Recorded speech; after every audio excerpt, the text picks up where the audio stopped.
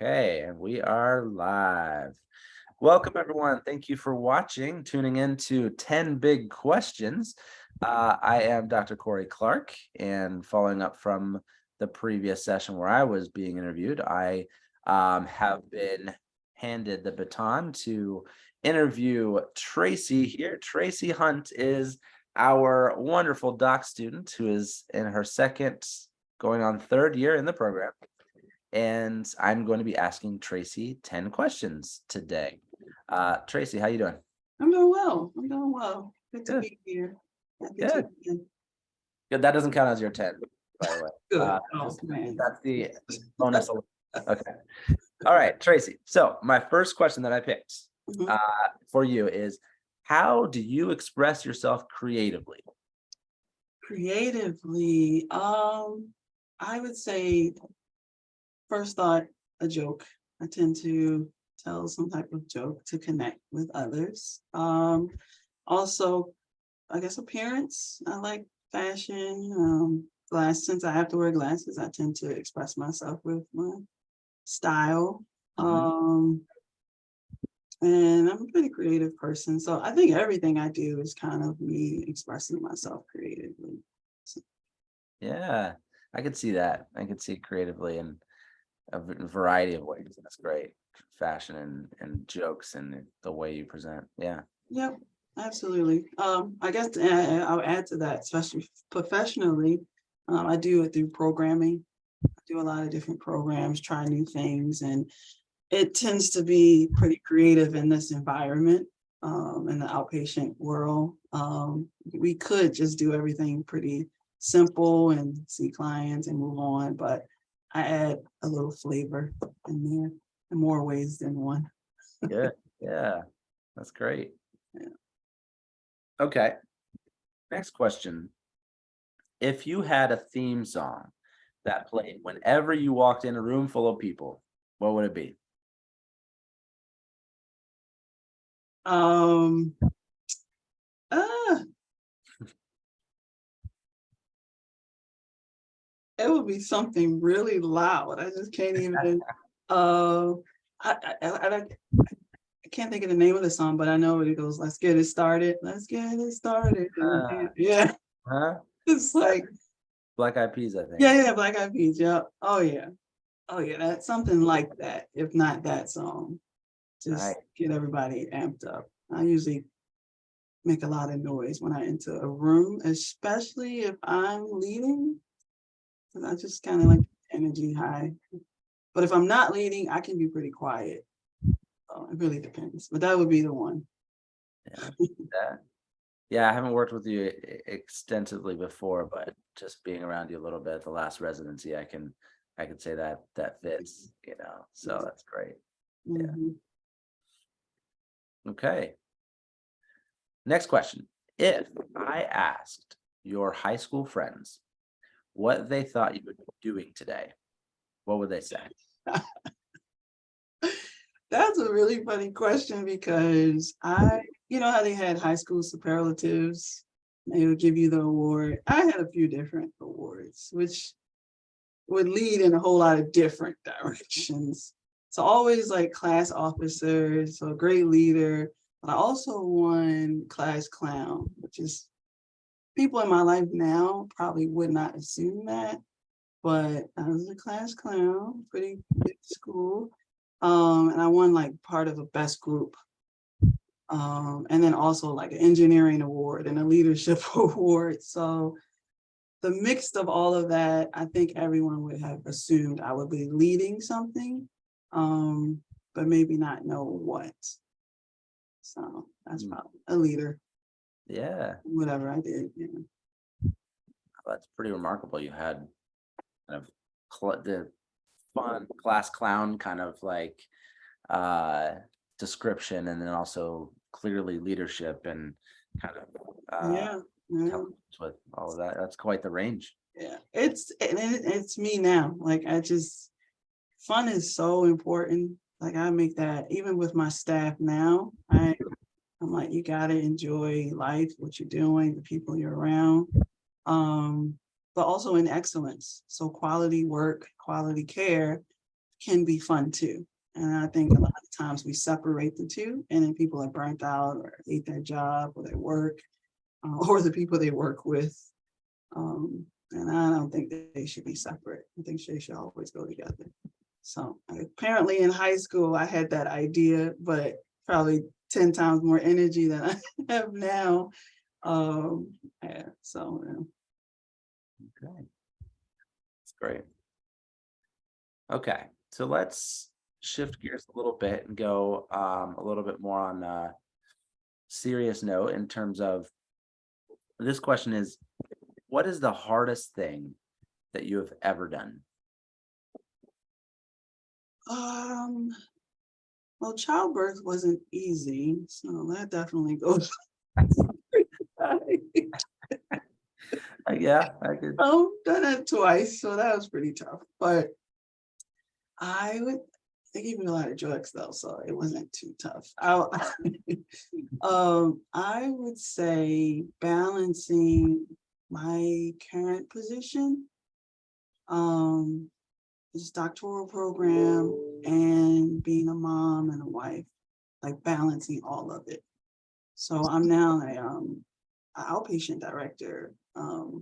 We have like over 800 patients, all types of disciplines, and I have to lead them all. And I think it's a little early in my career. I've been given this opportunity. So doing that and then like balancing that with my personal life, trying to make sure I'm the best at this and all of those other roles in my life has been really the hardest 2 years I've had. Yeah, I would say. Um, I can think of a lot of other things I've had that was challenging, but this is the first thing that I actually signed up for, wanted to do that was challenging. Like, I want to be obviously a good mom and wife and a good director and student. So that's why I chose that as opposed to some other challenges I had in my life. Sounds like you wear a lot of hats, so to speak, and Yeah. balancing all of that. I can Mhm. certainly see how that's a very hard thing that you've taken on. Yeah. I would say. Okay, next question I have, and going a different direction. I'm all over the place with these questions. If you could attend any event, which one would it be? Any event Mhm. like today? Yeah, 10 big questions. Yeah. um, in any event,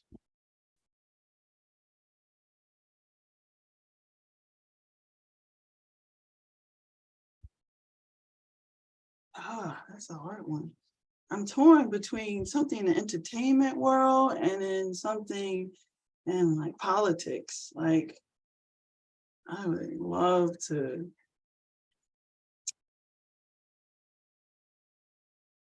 I'm gonna just say something that's kind of just happened. Like I love basketball, so the NBA All-Star Game, all the events. I mean, I would all of them. 3-point competition, the dunk contest, the game, front row, center. Like I want to be like in the mix. So I guess that's the entertainment side. I would love to have been or be at the Obama Foundation's unveiling of the library. And, I would love to be a part of something like that. Yeah. Mhm. Yeah. Even just your answer with that, it shows the range again of like, Mhm. fun and intelligent and leadership and all of that. So even this answer speaks to that. Mhm. Yeah. Okay. Next question is, what member of your family has had the greatest impact on your current way of thinking?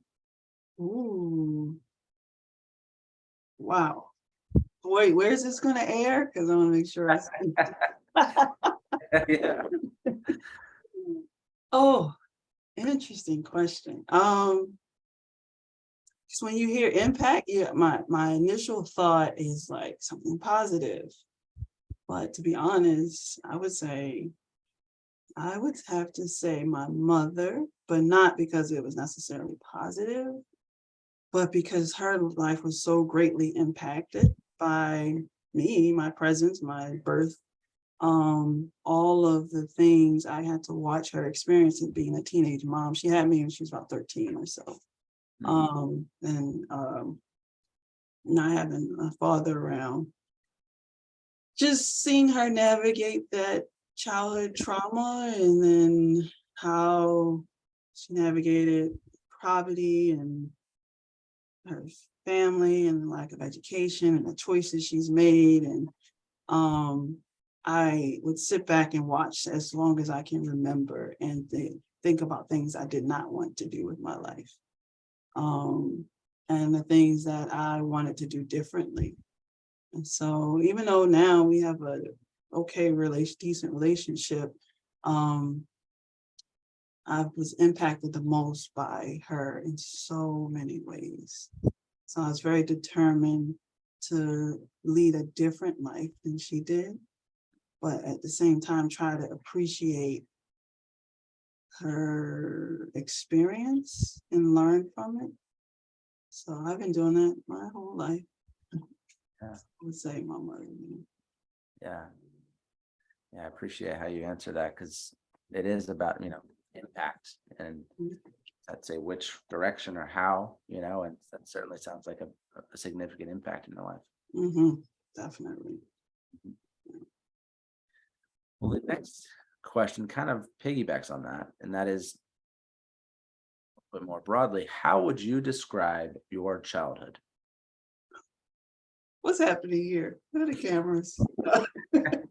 um, how would I describe my childhood? It's kind of very similar to me, pretty dynamic. It's had a wide range. So, growing up, I guess in the 90s in Baltimore, in the hood of Baltimore, what we call the hood in Baltimore, um, it was pretty hardcore. You experience all kinds of different things. But my favorite part was community, living in the neighborhood, like housing development. So everyone came out to play. We had a good time. But there was also a lot of tragedy and trauma, violence, fear. Um, and that's outside. And then I went inside, and then having a young mom that's trying to figure out her life, and um, there was a lot of challenges, I must say. Uh, a lot of all the challenges that come along with, I guess, growing up in that type of environment. Um, Without going into it, I guess a bunch, but um, just being poor and being Black in Baltimore, and not thinking that you can achieve all of your dreams all the time, but also being told that the sky is the limit and you could. It's very much so a dichotomy that you, as a child, is hard to navigate. But I guess in so many ways, I was able to overcome that, but still struggle with it at the same time, like imposter syndrome. Um, so I would say my childhood overall was decent. I had fun, but I had a lot of challenges at home with my mom and my stepdad. There's a lot of challenges because they were the same age. They were both. My stepdad came along when I probably was about 3 or so, and then they had 3 other children, and just watching them navigate a big family as teenagers or the early 20s and figure it all out. But I'm only 13, 14 years younger than them, so I could remember so much of their development. And then my family was also pretty religious, so a lot of things was, said and done that today I don't agree with. Um, and then as I started to matriculate through school and have other life experiences, I was able to really vocalize my difference of opinion, and that was a challenge as well. So I would say overall it was a decent experience, but full of a lot of ups and downs. Yeah. Yeah, I definitely get that. Mhm. Thank you for sharing this. Yeah. It's quite the question, to It describe is. It the entire is. job. So Mhm. I appreciate hearing your story. Yeah. Okay, so let's shift again. I'm just giving you whiplash going back and forth. Right, right. Let me get my emotions together. Uh, 1, 2, 3. yeah. So let's go this route. What are some incorrect assumptions people have made about you and or your family, and Ooh, how did this impact you? incorrect assumptions. Um, I think the first one, I used to get this probably more like middle high school assumptions, and going forward that I had grew up like in the suburbs and had this great family. And I kind of learned early on by watching others really outside of my family about professionalism and just how to engage in certain settings. So I think people would assume that I had this amazing upbringing when like I said earlier, I grew up in the housing projects in Baltimore. And so we weren't always taught the right thing to do. I shouldn't say that. We weren't always taught how to be our best, right? It's kind of a free fall in some spaces. Um, and even when I went to undergrad in Pittsburgh, um, I actually kind of resented that response that I had such a well-to-do upbringing. I'm like, oh no, I'm from the hood. What you mean? Like, because it was a badge of honor for me. But I also wanted to. It probably was considered code switching before that had become a bigger term. But I knew how to code switch, but I didn't want to lose any part of me. I still wanted to be what I would call a round the way girl, but also um, a, a respected professional woman, young woman at the time. So that's one assumption. This is pretty funny. One thing that comes up too is like a lot of colorism. Is I'm one of the lightest persons in my household, but my when I was younger household. So there was assumptions that came along with me being lighter, that I was like bougie or something. Well, all the assumptions that come along with colorism. Um, I might be a little bit now actually, but Yeah. I wasn't. Oh, Yeah. I make a little more money now, so. But I'm super easygoing and kind person. I'm not like a mean girl or anything, but that was an assumption that has come across before. Um, family wise, same.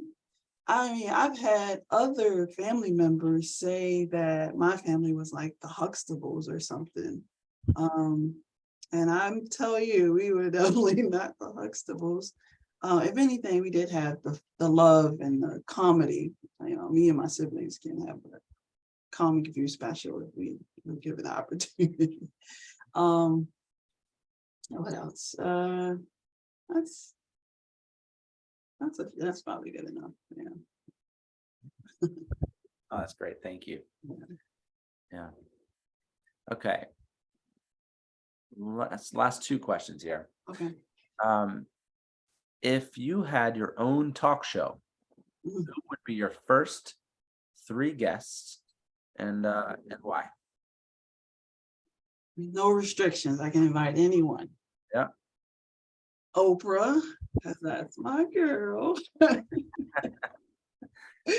Oh my gosh, yeah, Oprah. Even though I probably would bomb the whole thing because I'd be so nervous and excited. I would.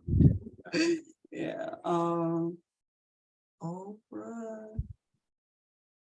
I'm gonna put it together so I can have an extra one, but the Obamas would be number two, or maybe number one. One.